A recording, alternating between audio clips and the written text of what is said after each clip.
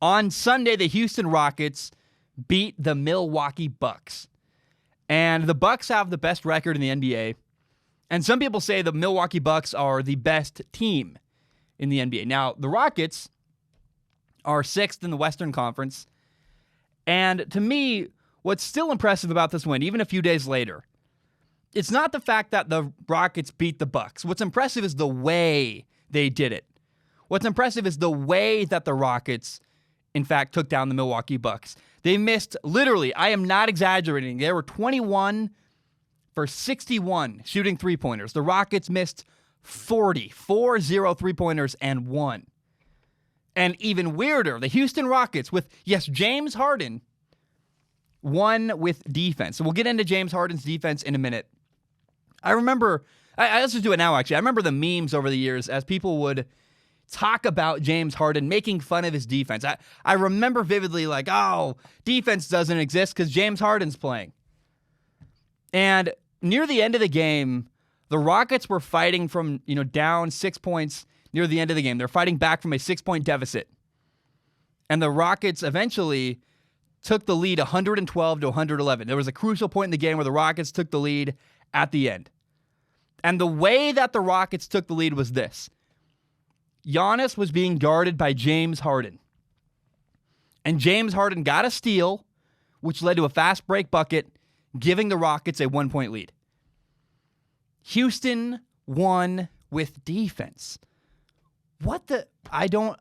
And what's even crazier is it wasn't just defense, it was dominant defense. They were phenomenal in the second half against the Bucks. And the reality is that when the Milwaukee Bucks needed a three-pointer down the stretch at the end of the game, they couldn't make it happen. Chris Middleton, Giannis, they had opportunities. They had two distinct opportunities to hit a three-pointer to make the game and extend the game, and they could not do it. And down the stretch, the Rockets' defensive pressure, what it did was it forced the Bucks to take bad shots, and it forced them into turning over the ball. Now, after this game, I kept seeing people say that, they don't like watching James Harden. A lot of people, that's like a popular thing to say is, wow, James Harden is boring. I don't like his style of play. And that's how other people feel. I simply don't agree. I enjoy watching James Harden. He's kind of an oddball. He's got a weird skill set where he's a good shooter. James Harden, though, is not physically dominant. He relies on drawing fouls. There's that move he does where, he does it less now, but that move where he takes it to the basket and he sticks his arms out as he drives to the lane, just jarring defenders. Go ahead, hit my arms, and drawing a foul. And I think that's what people hate the most about him is that he goes to the free throw line all the time. And that's a literally gigantic part of his game is getting free throw shots. But if anybody tells you that James Harden is a terrible defender, you can correct them now. You can now correct them and say, he's not, I guess you could say that maybe he used to be a terrible defender. And James Harden certainly is not I don't want to say he's a great defender. He's not.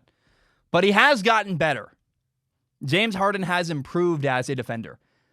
And there are two things that James Harden is good at on defense. Number one, and remember, he's got an odd skill set. He's good at defending in the low post, near the basket. When a defender has their back to him and they're backing him down, James Harden is actually surprisingly good at defense in the low post. But he's also got really quick hands. He's good at swiping at the ball and getting steals. So James Harden isn't a terrible defender. If anyone ever says James Harden is awful at defense, give them those two things. He's good at defense in the low post, and he's good at swiping at the ball and getting steals. In fact, he did it to beat the Bucks and steal the ball from Giannis, the former NBA MVP, to get a game-clinching bucket, or the bucket that gave the Rockets a lead. James Harden made a defensive play. You can say, hey, if any of your friends say James Harden's a terrible defender, you can now correct them. And I'm telling you, man, the Rockets are just a blast to watch. I enjoy it so much. Their small ball lineup and the spacing that they have generates a ton of three-pointers. It's really cool. They get a lot of shots off. And it's totally unique. And then I don't understand how anybody... I get maybe like a Portland Trailblazer fan who, played the Oklahoma City Thunder a ton, and they had a bunch of battles. I kind of understand that, why someone who's a Blazer fan wouldn't like Russell Westbrook. But if you're an objective person that doesn't have a stake in it, I don't understand how anybody could genuinely outright hate Russell Westbrook, because from a competitive standpoint, he's passionate. He fights so hard. He's so convicted in what he does. And what am I saying? Russell Westbrook's also so explosive and unpredictable. I just enjoy it. I enjoy watching the dude go all out during a game. Now, the Rockets are 6th in the West. They are 6th in the Western Conference. But that doesn't necessarily mean that they are the 6th best team in the Western Conference. And teams like the Rockets, teams like the Miami Heat are super important, because I'm not sure they can beat teams, at the top of the standings in a 6 or 7 game series. I don't know that the Miami Heat can beat the Raptors in a 7-game series. I don't know that the Rockets can beat the Clippers in a 7-game series, but they can push it to 7. They sure can make it interesting. A team like the Rockets can push a team like the Clippers to a 6 or 7 game series. And as a fan of basketball, that's awesome. That's very, very good. And they make things interesting. Now, in the Rockets and Bucks game, we caught a glimpse of something I would call a terrifying future. And I think it is the future it's not just a potential future, it's a real legitimate future of the NBA. PJ Tucker was guarding Giannis. And when you guard Giannis, you really have to respect his ability to score inside. So you give him a lot of room, because you're prepared for him to drive inside. And when he does, you got to move your feet. You got to get in front of Giannis. And do not give him a clear line to the basket. You got to make it harder for him to get a shot off, or force him to pass if you can, which is, again, that's an incredibly difficult thing to do, but you got to give your best effort. And so in the Rockets-Bucks game, PJ Tucker's guarding Giannis. And Tucker's backed off. Giannis is dribbling behind the three-point line. Tucker is backed off, getting ready for Giannis to drive to the rim. It's like, you ever seen it's in The Land Before Time, there's a Triceratops character. It's the dinosaur with the horns, and they rub their feet along the ground like they're stamping their feet, getting ready to run at you. That's what it looked like PJ Tucker was doing. He's like, I'm getting ready for Giannis to drive inside right at me. And instead of driving to the basket, Giannis just pulls up off dribble and shoots and knocks down a 3. And you're like, okay, wow.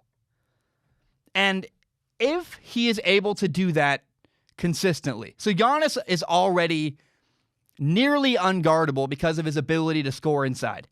I mean, he's insanely athletic. He's also 6'11", and it's very rare that one of the most athletic people in the entire league is also that tall. It's crazy. One of the most athletically gifted people probably on the planet to have that kind of height and to move the way he does. But if Giannis is able to consistently hit that shot, the off the dribble three-pointer, then it's over.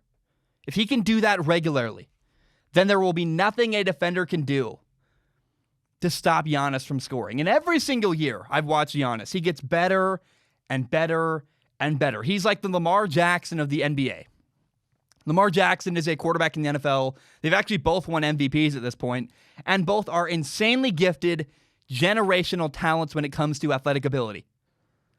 And then what's the most scary about both Giannis and Lamar Jackson is that they still have room to grow. And not a little bit of room. The ceiling is incredibly high for both of these athletes.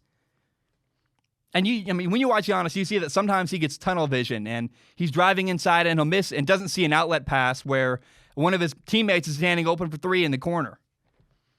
He'll miss a wide open 3 because he doesn't see it. He's too busy trying to drive to the basket.